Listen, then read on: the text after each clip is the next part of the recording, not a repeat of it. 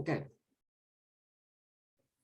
Fantastic. Thank you so much, everyone, for joining me this morning on this lovely sunny Sunday morning. Always nice to see new faces and faces we haven't seen for a while. I'm delighted to introduce the next speaker. Elaine is a very knowledgeable lady, and I'm hoping that we don't take too much of her time up this morning, because I know we're going to have a million questions once she gets started. So Elaine, my love, please, over to yourself. Thank you very much for the introduction and welcome, Jo. So there's an awful lot of problems in the world at the moment with health and well-being, as we know, particularly in the last couple of years. And so many people I'm hearing can't get to see their doctor, although why you in this day and age you'd want to see a doctor, goodness only knows. Having said that, because we can heal ourselves. And our body, we actually don't heal ourselves. Our body will heal itself if we give it the right environment. So how do we do that? So I'm just going to run you through a few bits and pieces of what I do when the thing works. There we go. So some of you know that I've had a lot of experience over the years with 4 different versions of cancer. I also beat kidney disease I was actually born with. And I've learnt an awful lot about health and wellbeing in the last 20 to 30 years. I've done some training in the last few years, so I've reinvented myself so many different times, from own business to corporate, to own business, to mentor, to goodness knows what.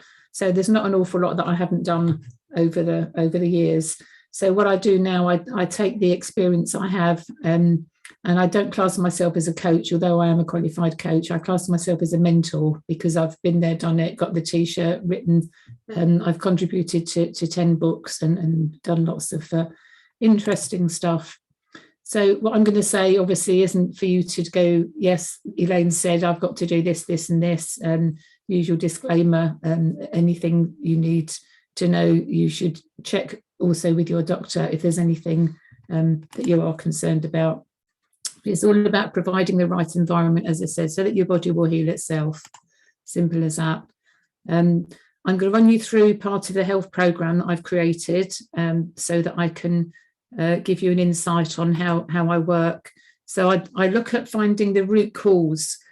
So many practitioners and health practitioners and medics, they will ask you symptoms. You'll go through a great long questionnaire. You have all these symptoms, and then even doctors will look up Google, look at the symptoms, and then work backwards.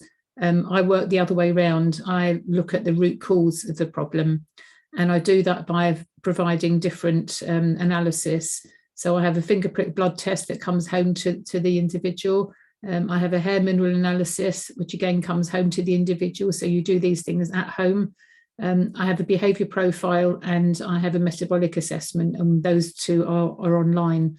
So there's four pillars, if you like, that make up what's going on in your body. And all those 4 give a complete picture of what's going on inside, outside, and in behaviour terms, because our behaviour definitely determines our health and well-being, because where the mind goes and our behaviour goes, that's where the body flows. These are some of the things that we pick up on the blood analysis. Every picture tells a story.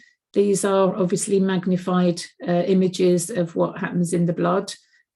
We can tell so much, but we're not looking for anything in particular. We are just looking at what's there rather than trying to find something.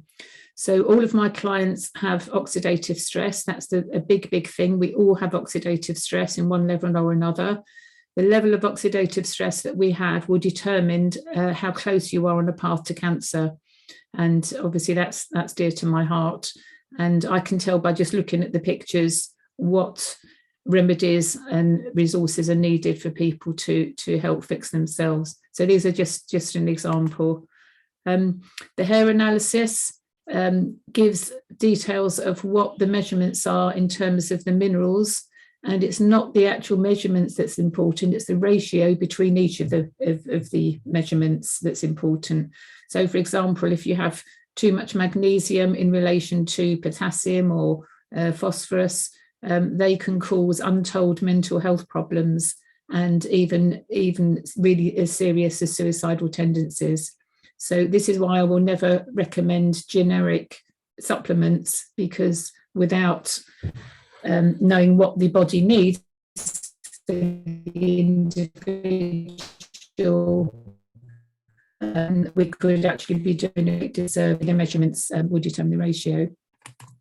We look at the heavy metals as well. We look at the situation with this particular one. You can see is arsenic. Arsenic is quite common. The heavy metals come to us through our food, through our lifestyle, even pots and pans in the kitchen. Don't use aluminium pots and pans, for example. Don't use deodorant.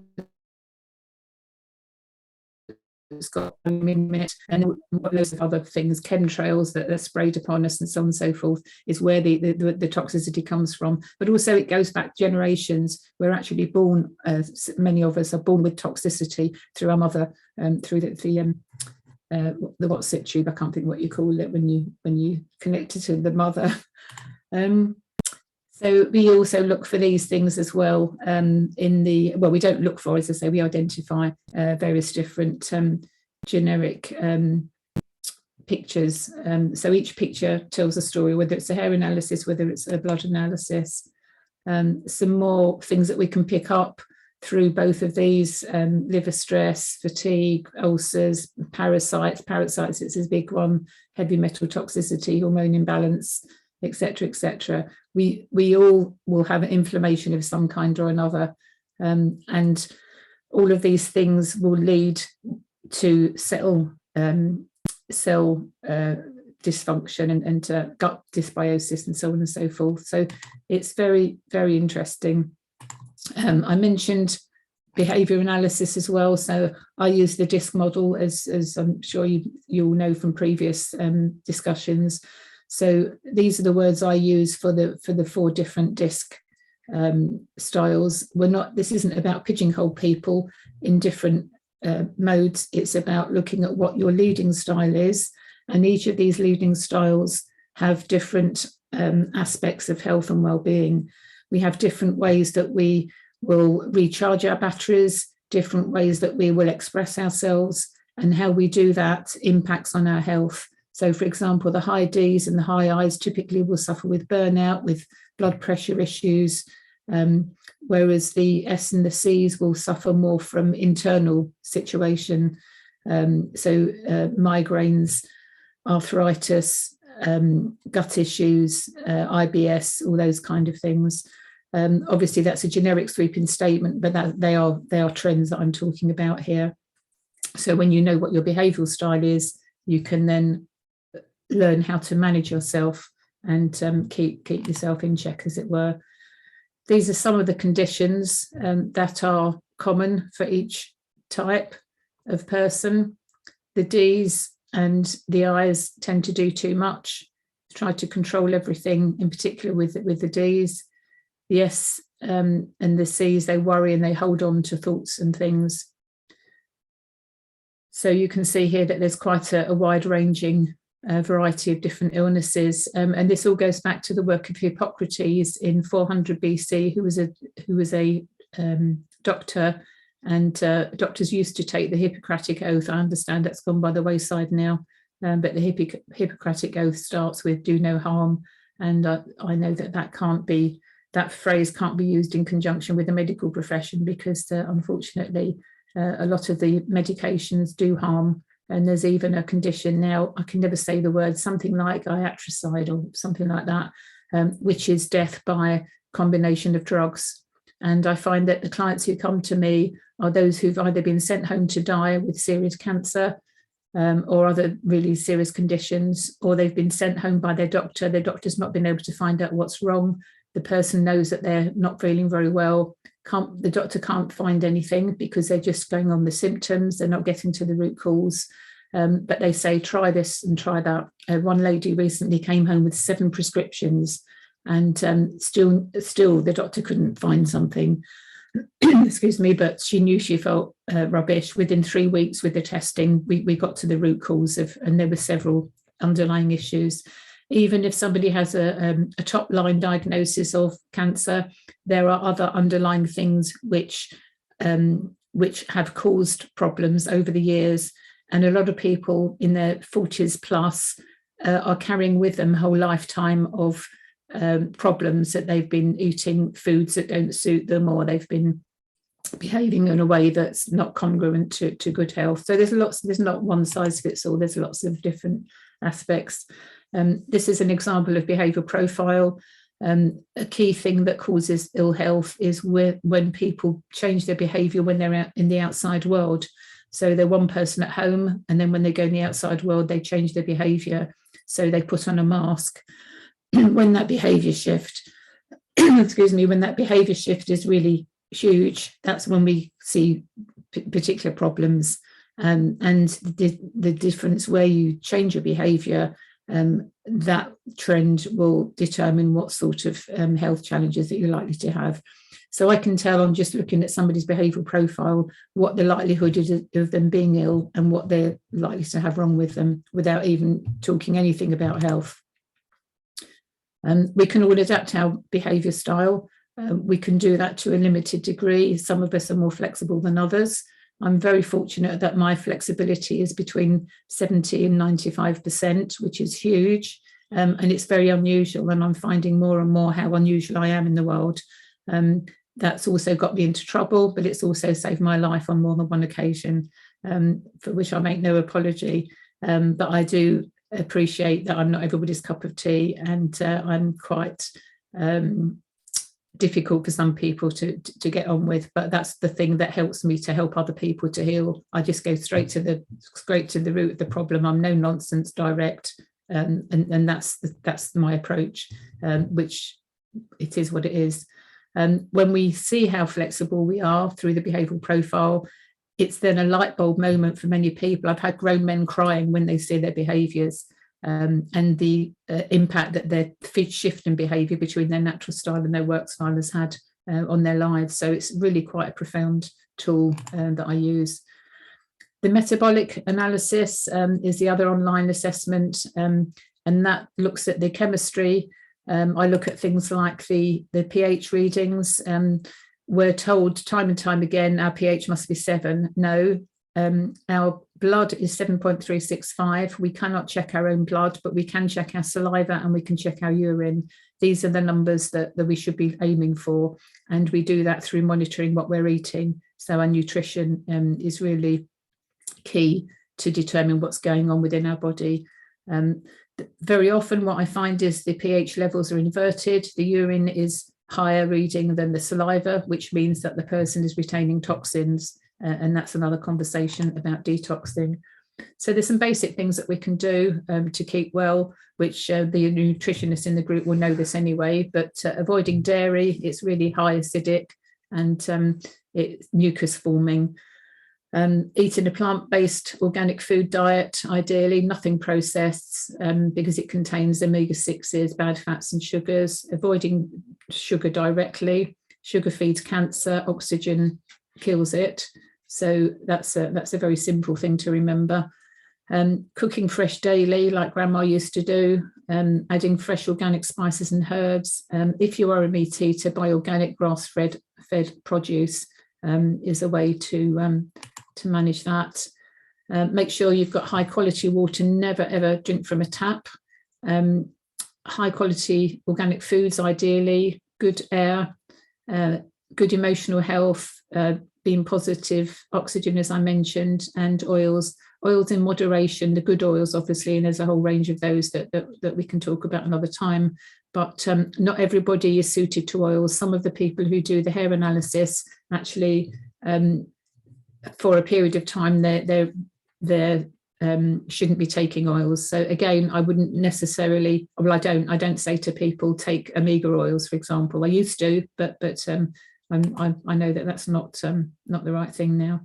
I've created the Perfect Health Hub as a result of all of these things that I've learned over the years. I've got I host a podcast, and I'm happy to interview any of you for my podcast, and also invite you to speak at the Friday Health Club, which I run on a Friday, 11 till 12. So we have guest speakers there. So there's two opportunities for you, the podcast and the Friday Health Club. The Perfect Health Club is a do-it-yourself resource that has all kinds of information in there, literally for people to help themselves. Hopefully in that very brief time, I've been able to give you an insight into what I do and how I do it and how I help people to help themselves. Thank you. Fantastic. Gosh, Elaine, it is a really comprehensive look at somebody, really is. And I think I'm just not aware of anybody else looking at, and everyone has a holistic aspect to a certain extent, but that's I don't think there's anything you've missed. Is there anything else you can do? Goodness gracious. Does anybody have any questions or comments on what Elaine's just gone through?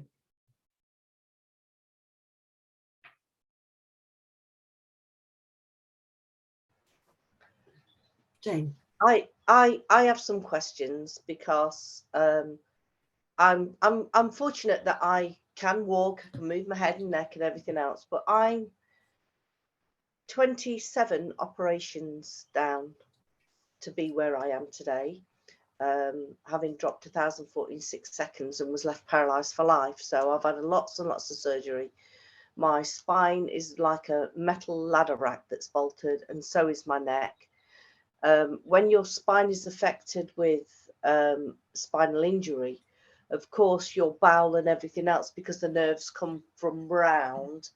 So I'm always interested, because I sometimes have quite an erratic bowel movements or extremely slow bowel movements. It's never normal. How would that help me, knowing that it's partly due to the injuries that I've got, you know?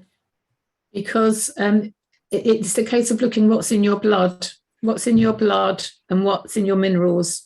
When you know what they are, you can then counteract everything that you're dealing with. I also have spinal problems, nothing to the extent of yours. I live with a curved and curved and twisted spine. So yes, I understand what you're saying about, and I've been hospitalised with back problems as well. It means we have to work extra hard on the other side of our health. So what we eat, what we put into our body, on our body, the environment we live in, the positivity, the emotional health, all that side of thing. We have to look at it and work harder and focus on that, because we are compromised. I live with various things that I don't talk about, not because it's embarrassing or anything like that, but who wants to know my shit? Nobody's interested. So I live in a way that suits me. I eat suits me, but people looking outside in to how I live think I'm completely crackers.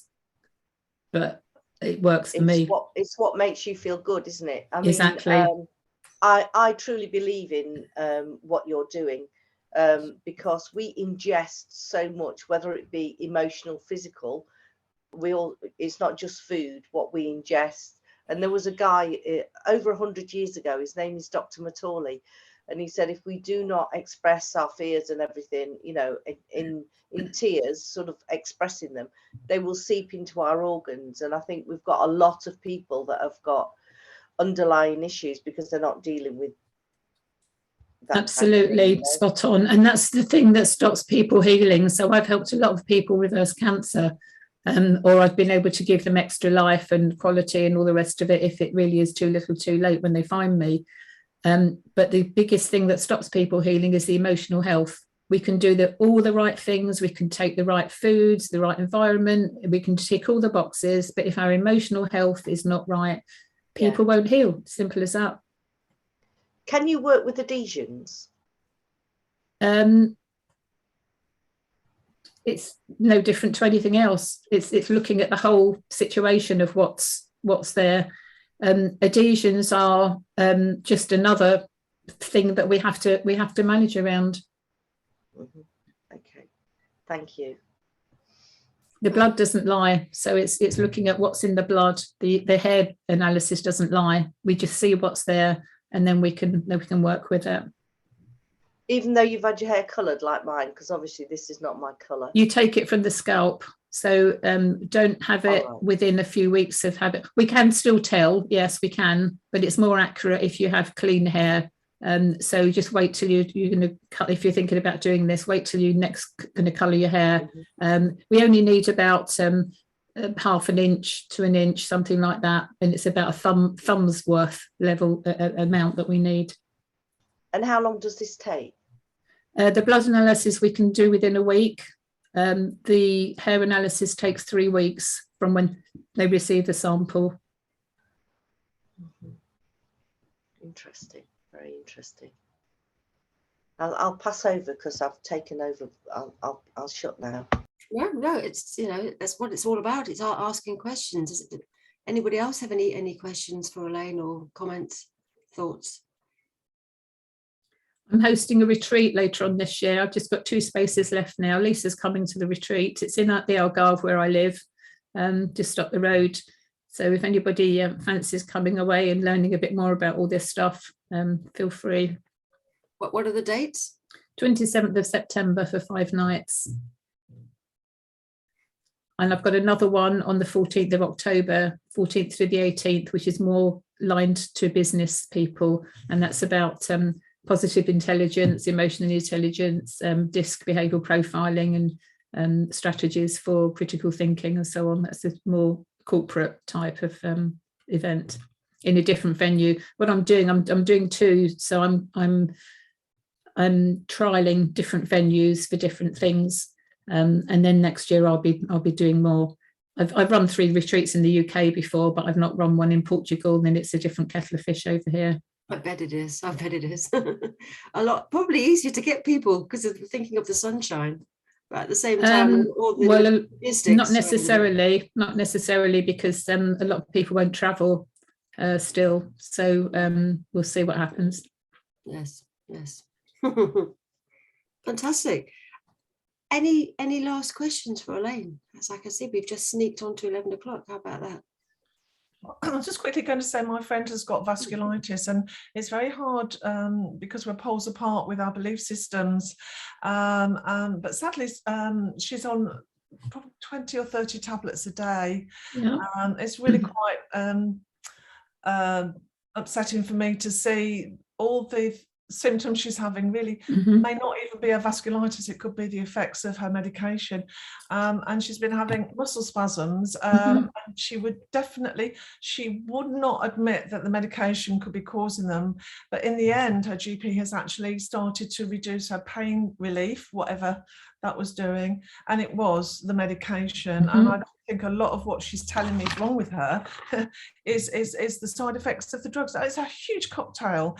But somebody said to her at the very beginning, you are only alive because of the medication you're taking. And I think that has stuck in her mind as fear. And I think a lot of it is fear-based, isn't it? It is, yeah. The doctor knows best, but actually, if anybody who does see a doctor now, they sit there and they Google, I mean, it's really quite pathetic. It's sad.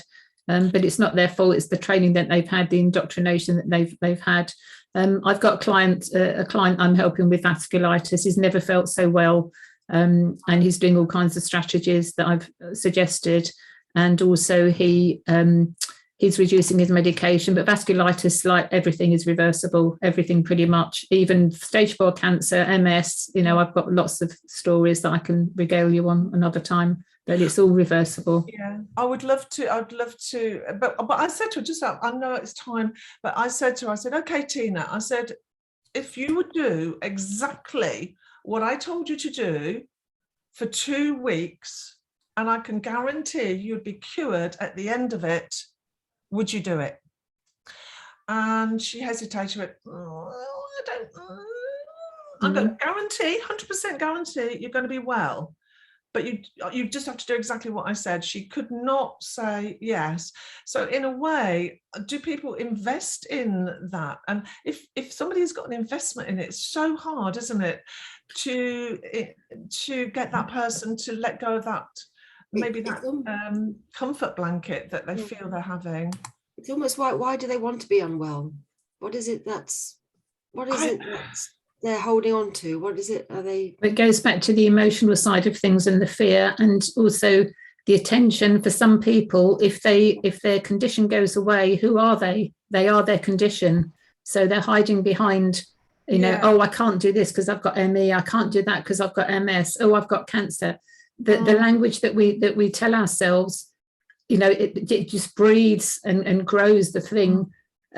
So from the outside looking in, it's very difficult for us to understand. I've got clients who, so I decided that I was not going to be in the cancer world. I was sick to death of the bloody thing. But I've got such a lot of experience and knowledge. I can't not do it, and I keep going away from it. But I keep getting referrals. So I mean, what do I do? So I've come to the conclusion that I have to be, you know, there to help people with that condition. But the answer is the same. The solution is the same, no matter what the condition is. All of the solutions are the same, obviously tailored for each person because everybody is different. But the general thing that I've just gone through with you all, that is the way you fix yourself, you know, full stop. It doesn't matter what it's called, that, you know, the diagnosis that you've got, but you might be dealing with parasites and various other things underlying. Not everybody has them, but a lot of people do. So there is a lot to it, but let's just see what is going on, then we can make a plan. But when people are hiding behind things and they are so frightened, it's more mental health than it is physical, I think, in a lot of situations. And I'm fed up with this mental health conversation that's going around everywhere, because it should be more mental wellness. You know, it's body wellness, mind and body wellness. When we say mental health, to me, it's a derogatory term because it sounds like you're a nutter. You know, going from my upbringing, if the word mental was ever used, it wasn't in a nice way. So we have this transition that we're in at the moment, where the barometer's gone, you know, way over to, you know, oh, you poor thing, poor you, you know, victim. And people lap it up. So we have to start where people are. And I've learned that over the last couple of years, because my approach is not the right one for everybody. And I've scared people off. I've had clients pay me to do these tests, and they've not done anything. I've even had one lady was even shouting at me. She couldn't be bothered to fill in the online questionnaires, and she was shouting at me because I hadn't helped her get well. And she's got chronic ME and whinge. So I have to just wash my hands, accept that not everybody is there to get better. They think that by outsourcing their health and wellness and by signing up to something, they're going to get better. It doesn't work. You have to put the work in. Don't you think, Elaine, sometimes though, it's the language that we use when people say, oh, my migraine is back. When you say my, consciously you're owning it. And obviously your subconscious mind will do what you ask it to do, and it will say, my migraine, okay, I'll turn the volume up, you can have more. It's the language. If you say the migraine and you detach yourself from it, then you know you're working a way of detaching it. But when you say my, I have a friend, you know, my this, my that is always back, and I say to her name's Elaine, what would ever happen if you became well? You'd have to do things for yourself, you know. So for some people, I think it's a crutch. It is, absolutely. You know? It is, you're and right. then it becomes a fear to get better. Yeah, I had that very conversation this morning with a client, and she's talking about my cancer, and I told her off. It's not your cancer. You're in recovery. You're working towards wellness, however you want to phrase it. But for goodness sake, don't keep saying to people you've got cancer, because that's what will happen. Well, your subconscious mind is there to do what you want it to do. So if you own it, it's going to give you more. And a lot of people don't understand that. I always say, don't say my migraine. I hear all the time. My headaches are back, and I'm like, don't own them. I spent 2 years. Sorry, Joy. I spent 2 years on a cancer helpline. I was the Wednesday lady when people phoned this particular charity when they had a new diagnosis, or they wanted, you know, some extra support. And I would spend more time scraping people off the ceiling or picking them off the floor, depending how the surgeons and consultants had spoken to the people and their families. The language is absolutely huge, and it's a disgrace. I've got friends who are cancer specialist doctors, and they are embarrassed and ashamed of their own profession at times. So all we can do is get the message out there as best we can, to support people, inspire them. People like me, you know, I was given less than a year to live in 2015 with stage 4 cancer, and I beat it in 3 months. I wouldn't have done that, and I wouldn't be here now if I wasn't the person that I am and my personality style. So that's why I bring the personality styles into it. And I'm studying at the moment positive intelligence, because I get told off because I'm too positive. To me, the answer is yes. What's the question? And people say to me, how can you be so positive? Look at all the stuff that's happened. And I could go on and on with stuff that's happened, but it's not going to help anybody, is it? But me being here, knowing that I've got through lots of different things, I've never been I've never been ill. I've just been inconvenienced. It's a mindset approach to how things, you know, I was strangled and left to dead. Well, that's a bloody shame, isn't it? But I had the sense to behave in a way that I behaved, which got me through, which if I'd been a weak wallflower, you know, snowflake, I wouldn't be here. So we've all got things that we've done, and the ways that we live our life, but how we live our life, what we eat, what we think, it all has an impact on our health. And that's why I've chosen these pillars, as it were. And it's taken me years to work out how I can help people. So this is the simplest way that I know. Fabulous. Well, I think we all agree that it's a very powerful tool that you've created there, Elaine. And you say it's about how to get people just to open their minds a little bit, who have been, unfortunately, if doctors are they know everything, it's very difficult to get that mindset out of your head unless you've been proven otherwise. Some people, it's just one of those frustrating things, unfortunately. But anyway, I think we could probably talk around this all day. Thank you so much, Elaine. That was fantastic.